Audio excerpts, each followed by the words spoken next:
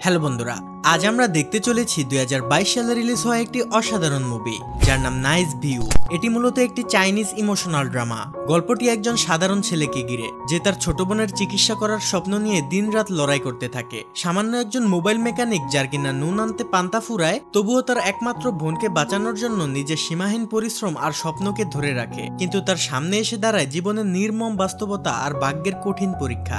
ভাগ্যের কঠিন বাস্তবতার সাথে লড়াই করে সে কি পারবে তার বোনকে বাঁচাতে, নাকি চোখের সামনেই সমস্ত স্বপ্নগুলো ভেঙে যাবে? সেটাই দেখবো আমরা এই মুভিটিতে। যারা অনুপ্রেরণা আর হৃদয় ছোঁয়া মুভি দেখতে পছন্দ করেন তাদের জন্য এই মুভিটি হবে এক অসাধারণ অভিজ্ঞতা। তাহলে চলুন ঘুরে আসি ছোট্ট বোনের জন্য ভাইয়ের এক নিঃস্বার্থ ভালোবাসার গল্প থেকে। তো মুভির শুরুতে আমরা একটা ছেলেকে দেখতে পাই যার নাম জিং হাও। সে তার 6 বছর বয়সী ছোট্ট বোনের সাথে একটি অ্যাপার্টমেন্টে থাকতো। তাদের মা মারা গিয়েছে আর তাদের বাবা তাদের ছেড়ে চলে গিয়েছে, তাই জিং হাওই তার বোনের খেয়াল রাখে। সেই সাথে তার ভরণ পোষণ এবং সবকিছুর দায়িত্ব তার নিজের কাঁধে নিয়ে নেয়। একদিন সে তার বোনকে স্কুলে পৌঁছে দিয়ে ডাক্তারের সাথে দেখা করতে যায়। সেখানে আমরা জানতে পারি জিং হাওয়ের বোনের হার্টে এক মরণবেদী রোগ আছে, আর এই একই ধরনের রোগ তার মায়েরও ছিল, তাই তার মা মারা গিয়েছে। ডাক্তার জিং হাওকে বলে যদি ঠিক সময়ের মধ্যে তার বোনের চিকিৎসা না করানো হয় তাহলে সেও মারা যাবে, কিন্তু অপারেশনের জন্য তো অনেক টাকা লাগবে। কিন্তু জিং হাও তো তার ছোট্ট একটি দোকানে মোবাইল রিপেয়ারিং এর কাজ করে, আর সেখান থেকে এত টাকাও আসে না যা দিয়ে সে তার বোনকে ঠিকমতো পেট ভরিয়ে খাওয়াতে পারে, আর তার চিকিৎসা করা তো দূরের কথা। যাই হোক, একদিন রাতে জিং হাওকে তার একটা বন্ধু কল করে আর তার সাথে দেখা করতে বলে। তার বন্ধু একটি ওয়্যার হাউজে কাজ করে, আর জিং হাও তার কাছে গেলে সে তাকে অনেকগুলো বক্স দেখায়, আর এই সমস্ত বক্সগুলোর মধ্যে সেকেন্ড হ্যান্ড ফোন ছিল। জিং হাওয়ের বন্ধু তাকে বলে এই ওয়্যার হাউজের মালিকের দুর্নীতির জন্য জেল হয়ে গিয়েছে, তাই এই ওয়্যার হাউস এবং মোবাইলগুলোর কোনো মালিক নেই, এগুলো এখানে এমনিতেই পড়ে থাকে। তাই সে জিং হাওকে মোবাইলগুলো নিয়ে যেতে বলে। জিং হাও যেহেতু মোবাইল রিপেয়ারিং এর কাজ পারতো, তাই তার বন্ধু তাকে বলে সে যেন এগুলো ঠিক করে বিক্রি করে দেয় আর লাভের পুরো অংশই যেন সে রেখে দেয়। কিন্তু জিং হাওকে তার বন্ধু শুধুমাত্র এই সেকেন্ড হ্যান্ড ফোনগুলো তার কাছ থেকে 1 লক্ষ ইউয়ানে কিনে নিতে বলে, আর জিং হাওয়ের এই ডিলটা পছন্দ হয়। কিন্তু তার কাছে তো এত টাকা ছিল না, তাই সেও ওইখান থেকে কয়েকটা ফোন নিয়ে নেয় এবং সেগুলোকেই তার বাড়িতে নিয়ে রিপেয়ারিং করার চেষ্টা করে। এরপর সে ফোনগুলোর কোয়ালিটি চেক করে দেখে ফোনগুলো খুলে গিয়েছে এবং অনেক ভালো কন্ডিশনে আছে। এটা দেখে জিং হাও অনেক খুশি হয়ে যায়। সে মনে মনে ভাবে এই সমস্ত ফোনগুলো সে তার বন্ধুর থেকে কিনে নেবে এবং সেগুলো রিপেয়ারিং করে বিক্রি করে অনেক টাকা ইনকাম করবে। তাই পরের দিনে জিং হাও ব্যাংকে গিয়ে 1 লক্ষ ইউয়ান লোন নেয় এবং সে তার বন্ধুর থেকে সমস্ত ফোনগুলো কিনে নেয়। এরপর সে একটি শপিং মলে একজন মোবাইল দোকানদারের কাছে যায়। জিং হাও সেই দোকানদারকে বলে তার কাছে অনেকগুলো মোবাইল রয়েছে, যেগুলো সে ঠিক করে এনে দিলে সেই দোকানদার যেন বিক্রি করে দেয়, বিনিময়ে সে অনেক টাকা পাবে। একসময় তাদের মধ্যে ডিল ফাইনাল হয়ে যায়। জিং হাও তার লাভের অংশ হিসাব করে দেখে তার 1 লক্ষ ইউয়ান ইনভেস্ট করে তার লাভ হবে 9 লক্ষ ইউয়ান। এটা অনেক বেশি টাকা ছিল। এই টাকা দিয়ে তার বোনের চিকিৎসার সাথে সাথে তার একটা মোবাইলের দোকানও হয়ে যাবে। যাই হোক, এভাবে 2 সপ্তাহের মতো কেটে যায়। একদিন চায়নার গভর্নমেন্ট একটি নতুন নিয়ম জারি করে, যেখানে সকল মোবাইল কোম্পানি এবং মোবাইলের ব্যবসায়ীদের জানানো হয় যে কোনো ধরনের সেকেন্ড হ্যান্ড ফোন আর বেচা কিনা করা যাবে না। যদি কেউ বিক্রি করতে গিয়ে ধরা পড়ে তাহলে তাকে আইনের আওতায় এনে কঠোর শাস্তি দেওয়া হবে এবং সেই সাথে তার দোকানেও রেড দেওয়া হবে। এই খবর শুনে জিং হাও তার চুক্তি করা দোকানদারের কাছে যায়। তখন দোকানদার জিং হাওকে বলে সে আর তার থেকে সেকেন্ড হ্যান্ড ফোনগুলো নিবে না। এই কথা শুনে জিং হাও কিছু বুঝতে না পেরে মন খারাপ করে বাড়ি চলে যায়, কারণ সে যে ফোনগুলো কিনেছিল সেগুলো এখন আর কেউই কিনবে না, তাই এই ফোনগুলোর আর কোনো মূল্য নেই। ফোনগুলো কেনার পর জিং হাও এগুলো ঠিক করে মাত্র 8-10টা ফোন বিক্রি করতে পেরেছে, কিন্তু এখন সে কি করবে কিছুই বুঝে উঠতে পারছে না। তাই আর কোনো উপায় না দেখতে পেয়ে পরের দিন জিং হাও অনেক বড় একটি কোম্পানিতে যায় যার নাম ছিল শাইনিং ইলেকট্রনিক্স, কারণ এই ফোনগুলো এই কোম্পানিরই পুরাতন মডেল ছিল যেগুলো জিং হাও ঠিক করে বিক্রি করেছে। তার কাছে যতগুলো ফোনই ছিল সবগুলোই ছিল শাইনিং ইলেকট্রনিক্স এর ফোন। এরপর জিং হাও সেই কোম্পানির ম্যানেজারের সঙ্গে দেখা করে এবং তার কাছে থাকা ফোনগুলোর ব্যাপারে ম্যানেজারকে জানায়। সে ম্যানেজারকে একটি আইডিয়া দেয়। সে বলে তার কাছে থাকা ফোনগুলোর পার্টস বের করে সেগুলো আলাদা আলাদা করে বাইরের দেশে বিক্রি করতে পারবে। যদিও তারা চায়নাতে এগুলো বিক্রি করতে পারবে না, কিন্তু অন্যান্য দেশে এগুলো বিক্রি করে অনেক টাকা পাবে। এসব কথা শুনে ম্যানেজার জিং হাওকে বলে সে যেই ফোনগুলো কিনেছে সেগুলো অনেক পুরাতন ফোন, তাই সেগুলোর পার্টস কোম্পানিতে আনলে কোয়ালিটি চেকিং এর সময় পাস করতে পারবে না। তবে জিং হাও এখানে ম্যানেজারকে অনেক অনুরোধ করে এবং তার কাছ থেকে শুধুমাত্র একটি সুযোগ চায়। জিং হাও এর এত রিকোয়েস্টের কারণে ম্যানেজার রাজি হয়ে যায় এবং তাকে একটি ফোনের পার্টস খুলে আনতে বলে কোয়ালিটি চেকিং এর জন্য। যদিও ম্যানেজার জানে জিং জিংহাও ফেলই হবে, তারপরেও সে তার মন রক্ষা করার জন্য ফোনটি আনতে বলে। এরপর জিংহাও সেটাই করে। সে মোবাইলের পার্টসগুলো আলাদা আলাদা করে এবং সেগুলোকে প্যাকিং করে সেই কোম্পানির ফ্যাক্টরিতে নিয়ে যায় চেক করানোর জন্য। চেকিং এর পর সেগুলো কোয়ালিটি চেকিং এ পাসও করে যায়, তাও আবার অনেক ভালো কন্ডিশনে। জিংহাও এতে অনেক খুশি হয়ে যায় এবং রিপোর্টগুলো নিয়ে সে সোজা ম্যানেজারের কাছে যায়। ম্যানেজার যখন দেখে জিংহাওয়ের পার্টসগুলো কোয়ালিটি চেকিং এ পাস করে গিয়েছে, তখন সে তার কথা ঘুরিয়ে নেয়। সে জিংহাওকে বলে সে তাকে এমন কোনো কথাই দেয়নি যে তারা তার পার্টসগুলো কোয়ালিটি চেকিং এ পাস করলেই নিয়ে নেবে। ম্যানেজারের এমন ব্যবহার দেখে জিংহাওয়ের অনেক রাগ হতে থাকে, কিন্তু তার কিছুই করার ছিল না। জিংহাও বুঝতে পারে না যে এখন তার কি করা উচিত, তাই সে এবার শাইনিং ইলেকট্রনিক্স এর মালিকের সঙ্গে দেখা করতে যায়। কিন্তু মালিক তখন অনেক ব্যস্ত ছিল, তার একটি ট্রেনে করে কোথায় যাওয়ার কথা ছিল এবং ট্রেনের সময় হয়ে গিয়েছে, তাই সে তার গাড়িতে করে চলে যায়। কিন্তু জিংহাও হাল ছাড়ার পাত্র না। সে তার বাইক নিয়ে মালিকের গাড়িটি ফলো করতে থাকে তার সাথে কথা বলার জন্য।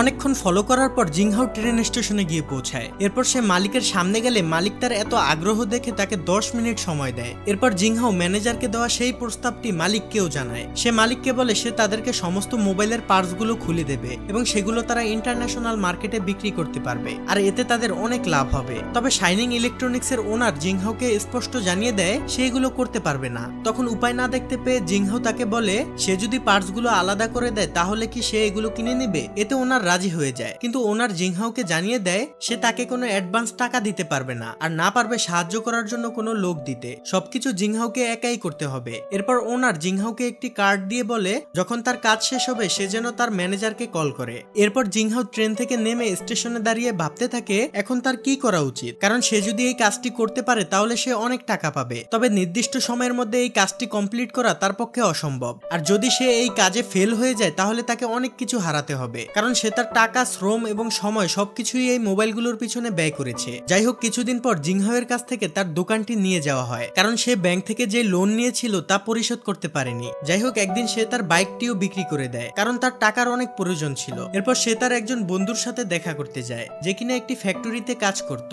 জিংহাও তার বন্ধুকে বলে তাকে যেন এই ফ্যাক্টরিতে একটি কাজের ব্যবস্থা করে দেয়, কিন্তু তার বন্ধু তাকে সরাসরি না বলে দেয়। জিংহাও তার বন্ধুর পা ধরে বলে তাকে যেন কোনো রকম একটা কাজের ব্যবস্থা করে দেয়। তার এত আকুতি মিনতি করার কারণে তার বন্ধু তাকে ফ্যাক্টরিতে একটি কাজের ব্যবস্থা করে দেয়, যেটা ছিল জানালার গ্লাস পরিষ্কার করা। অন্যদিকে জিংহাও তার মোবাইলের কাজগুলো করার জন্য একটি দোকানের মতো খুঁজতে থাকে এবং সে একটি গুদামের মতো জায়গাও খুঁজে পায়। তবে তাকে ওই দোকানের জন্য প্রতি মাসে 3000 ইউয়ান করে দিতে হবে। এখন আর কোনো উপায় না থাকায় সে ওই দোকানের মালিকের কথায় রাজি হয়ে যায়। জিংহাও তার একটা বন্ধুর সাহায্যে সেই জায়গাটি পরিষ্কার করে নেয় এবং অনেক খাটাখাটনি করার পর তারা দোকানটিকে পরিষ্কার করে একেবারে নতুন একটি লুক দেয়। তারা দোকানটিকে ছোটমোটো একটা ফ্যাক্টরির মতো সাজিয়ে নেয়, যাতে করে তারা সেখানে ভালোভাবে কাজ করতে পারে। এরপর সমস্ত মোবাইলগুলোকে সেখানে আনা হয়। এখন জিংহাওয়ের প্রথম কাজ হলো তাকে সাহায্য করার জন্য কিছু শ্রমিক খোঁজা, কারণ জিংহাওয়ের পক্ষে এত কাজ করা এই অল্প সময়ের মধ্যে পসিবল না। কিন্তু জিংহাওয়ের কাজটা এমন কোনো কাজ না যে সে লোকজনকে চাকরি দেবে, আর তার কাছে এত টাকাও নেই যে সে ওয়ার্কার রাখবে।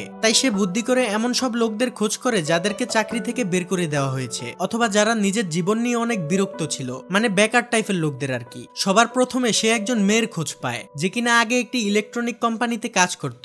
একদিন কোম্পানিতে কাজ করতে গিয়ে তার একটি অ্যাক্সিডেন্ট হয়, যার কারণে সে কানে কম শুনতে পায়, আর এজন্যই তাকে তার চাকরি থেকে বের করে দেওয়া হয়। এখন সে ছোটখাটো একটি রেস্টুরেন্টে কাজ করে। এরপর জিংহাও আরো একজন লোকের দেখা পায় যে কিনা আগে একটি কোম্পানির ম্যানেজার ছিল, তবে তার ফাইটিং এর অনেক শখ ছিল। একদিন সে একটি লোকের সাথে মারামারি করতে গিয়ে তাকে মেরে ফেলে, আর এই জন্য তার অনেক দিনের জেল হয়, আর এখন সে জেল থেকে ছাড়া পেয়ে একটি কাজের খোঁজ করছে। এরপর জিংহাও তৃতীয় যে লোকটিকে দেখতে পায় সে ছিল একজন গেমার। সে সারাদিন শুধু গেম খেলে, তবে এখন সে বিয়ে করতে চায়, আর এর জন্য তার অনেক টাকা ইনকাম করতে হবে। ছেলেটি জিংহাওকে জানায় সে তার সাথে কাজ করবে, সেই সাথে তার একজন বন্ধুও কাজ করবে। এরপর আরো কিছু বৃদ্ধ লোককে জিংহাও খুঁজে বের করে যারা কিনা অনেক অভিজ্ঞ ছিল। এভাবে তাদের একটি টিম তৈরি হয়। লোক কম থাকলেও তারা অনেক খুশি ছিল, আর তাদের এই কোম্পানির নাম দেওয়া হয় নাইস ভিউ। এরপর তারা সবাই কাজে লেগে যায়, কিন্তু জিংহাও দিনের বেলা কোনো কাজ করে না। সে তার বন্ধুর দেওয়া সেই বিল্ডিং এর জানালা দুয়ার কাজ করতে থাকে, যাতে করে সে আর তার বোনের প্রতিদিনের খাওয়া দাওয়ার খরচটা অন্তত চালাতে পারে। আর রাতের বেলা বাসায় ফিরে সে মোবাইলগুলোর রিপেয়ারিং এর কাজ করে। এদিকে জিংহাওয়ের বোনের শরীর দিন দিন আরো খারাপ হতে থাকে, আর এই জন্য জিংহাওকে তার বোনের খেয়ালও রাখতে হয়। এভাবে অনেক দিন কেটে যায়। জিংহাওয়ের কাছে যে গেমার ছেলেটি বিয়ে করার জন্য কাজ করতে এসেছিল তার একটি মেয়ের সাথে বিয়ে ঠিক হয়েছে, আর কিছুদিনের মধ্যেই তারা বিয়ে করে। জিংহাও আর তার বোন সহ নাইস ভিউ এর সকল মেম্বাররা সেই বিয়েতে আমন্ত্রিত হয়। এখানে সবাই অনেক এনজয় করে, হাসি ঠাট্টা ও মজমাস্তি করার পর রাতের বেলা জিংহাও তার বোনকে নিয়ে বিয়ে থেকে যখন বাড়িতে ফিরে তখন সে দেখতে পায় বাড়ির মালিক তার দরজায় তালা লাগিয়ে দিয়েছে এবং নোটিশ দিয়ে গিয়েছে যে সে বাড়ি ভাড়া না দেওয়া পর্যন্ত তার বাড়ির তালা আর খোলা হবে না, কারণ জিংহাও গত 3 মাস ধরে তার বাড়ির কোনো ভাড়া দিতে পারেনি। এখন অনেক রাত হয়ে যাওয়ায় জিংহাও অনেক চিন্তিত হয়ে যায়। সে একা হলে না হয় পুরো রাতটা কোনো মতে কাটিয়ে দিত, কিন্তু সে তার ছোট বোনকে নিয়ে কি করবে সেটাই বুঝে উঠতে পারছিল না। যাই হোক, কিছুক্ষণ চিন্তা করার পর সে তার বোনকে নিয়ে সেই গুদামের মতো দোকানটিতে চলে যায় আর সেখানে বিভিন্ন বক্স জোড়া লাগিয়ে তার বোনের জন্য একটা বিছানার মতো তৈরি করে দেয়, যাতে করে তার বোন সেখানে আরাম করে ঘুমাতে পারে। এখানে জিংহাওয়ের এটা ভেবে অনেক খারাপ লাগে যে তার বোনের এমন অবস্থায় তাকে এরকম একটা পরিবেশে এনে রেখেছে, কিন্তু তার কাছে তো আর কোনো উপায় ছিল না। কিন্তু তবুও সে তার কাজ করা ছেড়ে দেয় না, কারণ তাকে তার বোনের চিকিৎসা আর তার স্বপ্ন পূরণ করার জন্য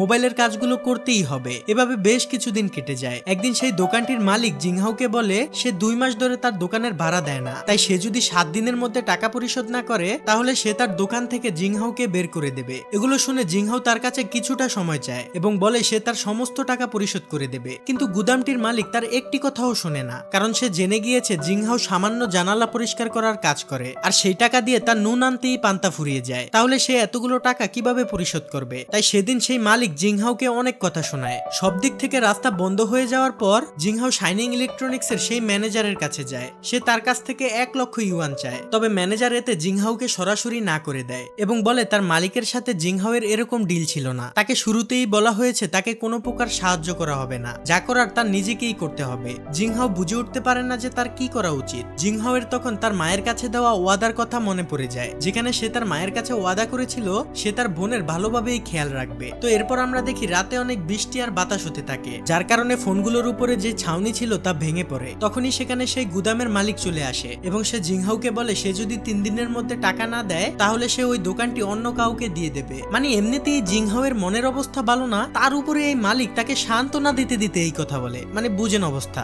ঠিক তখনই সেখানে জিংহাওয়ের নাইস ভিউ কোম্পানির সকল মেম্বাররা চলে আসে। তখন জিংহাও তাদের সবাইকে বলে আর মাত্র 2 সপ্তাহ রয়েছে তাদের কাজগুলো শেষ করার জন্য।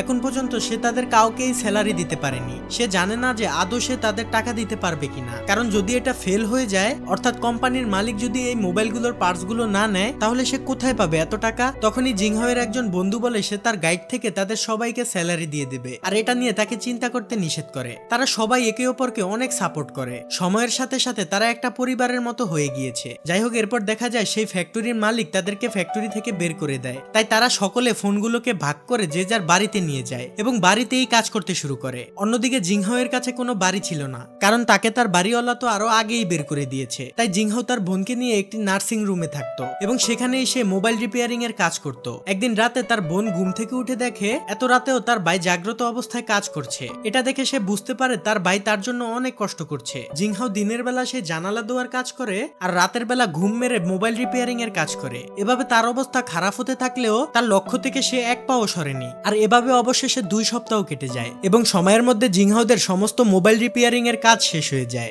এরপর সমস্ত পার্টসগুলি শাইনিং ইলেকট্রনিক্স এর কোম্পানিতে পাঠিয়ে দেওয়া হয় কোয়ালিটি চেকের জন্য। কোয়ালিটি চেকের পর তাদের সমস্ত টিমকে ডাকা হয় শাইনিং ইলেকট্রনিক্স এর কোম্পানির অফিসে। সেখানে কোম্পানির ওনার তাদের সবার সাথে দেখা করে এবং তাদের সবাইকে অভিনন্দন জানায়, কারণ তাদের সমস্ত পার্টসগুলি কোয়ালিটি চেকে পাস করে গিয়েছে এবং খুবই ভালো কন্ডিশনে রয়েছে। তারা তাদের এইটুকু সময়ের মধ্যে সমস্ত কাজ শেষ করেছিল। এটা দেখে ওনার অনেক খুশি হয়। এখানে ওনার জিংহাওকে একটি প্রস্তাব দেয়। সে বলে সে তার কোম্পানিতে তাদের সবাইকে 2 বছরের জন্য কন্ট্রাক্ট নিতে চায়। এই কথা শুনে তো তারা সবাই অনেক খুশি হয়ে যায়। এভাবে অনেক কষ্টের মাধ্যমে তারা তাদের কাজে সফল হয়। জিংহাওয়ের তো খুশির কোনো সীমাই থাকে না। এভাবে 1 বছর কেটে যায়। তখন আমরা দেখতে পাই জিংহাওয়ের বোনের অপারেশন করা হয়েছে এবং সে এখন সম্পূর্ণভাবে সুস্থ। তার সাথে দেখা করার জন্য জিংহাওয়ের টিমের সবাই এসেছে। তারা সবাই জিংহাওয়ের বোনের জন্য অনেক খুশি ছিল। সেই সাথে তাদের সকলের জীবন এখন অনেক সুন্দর হয়ে গিয়েছে। তারা সবাই এখন যে যার লাইফে অনেক সফল। এরপর আমরা সরাসরি 6 বছর পরের দৃশ্য দেখতে পাই। এখানে আমরা দেখতে পাই জিংহাও এখন একটি কোম্পানির মালিক। সে অনেক কম বয়সে নিজের ইচ্ছা শক্তি এবং দৃঢ় মনোবলের জন্য এই কোম্পানির সিওতে পরিণত হয়েছে। তাই সে এখন তার বোনকে নিয়ে অনেক খুশি। আর এই আনন্দের মধ্যে দিয়ে এই মুভিটি এখানেই শেষ হয়ে যায়। এই মুভিটি থেকে দুইটি বিষয় স্পষ্ট। সাকসেসফুল হওয়ার জন্য বয়স কোনো ম্যাটার না, সততার সাথে কাজ করে গেলে মানুষ যে কোনো বয়সেই সফল হতে পারে। আর বোনের প্রতি ভাইয়ের ভালোবাসা এই মুভিতে যেভাবে ফুটানো হয়েছে তা সত্যিই অসাধারণ ছিল। তো যাই হোক, এবার আমার কথা বলি। আমি আন্তরিকভাবে দুঃখিত, আমার ভিডিও ছাড়তে অনেক লম্বা একটা গ্যাপ হয়ে গিয়েছে। আসলে এত বড় গ্যাপ কখনই দেইনি। যাই হোক, এখন থেকে রেগুলার ভিডিও দেওয়ার চেষ্টা করবো ইনশাল্লাহ। তো গল্পটি ভালো লাগলে একটি লাইক করতে পারেন এবং কমেন্টে নিজের মতামতটা জানিয়ে যেতে পারেন। আল্লাহ হাফেজ।